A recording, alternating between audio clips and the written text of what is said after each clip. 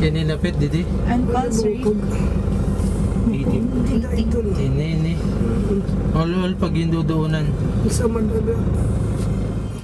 Hiwa sa ulo, gasgas sa ilong at sugat sa iba't ibang bahagi ng katawan ang tinamo ng 24 anyos na lalaking ito matapos siyang mabundol ng isang kotse sa barangay 62A Sagkahan sa Tacloban City, pasado 1:00 ng madaling araw noong Sabado, August 23. Sakto namang naka-standby duty ang UNTV News and Rescue Team malapit sa lugar na pinangyarihan ng insidente, kaya agad na nakaresponde sa tawag ng isang pulis. Magkatuwang na tinulungan ng UNTV News and Rescue at Tacloban City Disaster Risk Reduction and Management Office ang lalaki at nilapatan ng paunang lunas. Pwede susuka-suka ka? Direk Nahihirapan paghinga? Magot. Batay sa salaysay ng kasama ng biktima, pauwi na sana sila at casual na naglalakad habang nag-uusap nang mapansin nilang nawala ito bigla. So ato bali po, naman po ng tipolin lang po kami na backstep. Oo. Tapos kami po nakalipo kami sa right side. Kasi nakata left side. So sige po naman Mr. Estoria, mahalaban na po. Tapos nakita na lang po kami ng tante, waray na. So hindi po kami naalam ko na lang po nila. Pagkita na lang po naman, akato na po yung 20 po hand out. Kato na lang po kami nagpo. So that's why hindi na talaga marami nila. Amag ko na daging niya. Patitira na daging.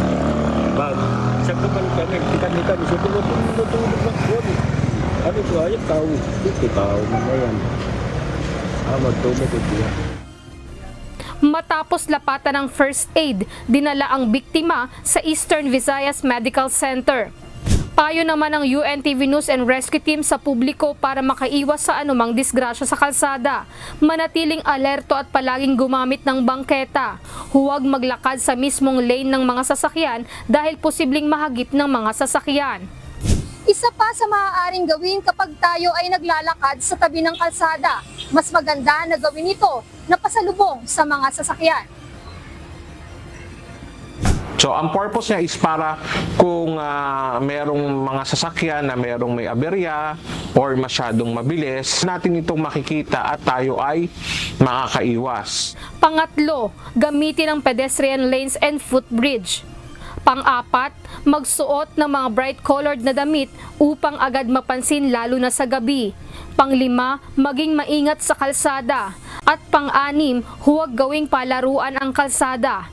Sa mga nangangailangan ng agarang tulong sa panahon ng aksidente o sakuna, makipag-ugnayan po sa UNTV NAR hotline 8911 UNTV o 8911-8688. Lizel Nael, UNTV News and Rescue.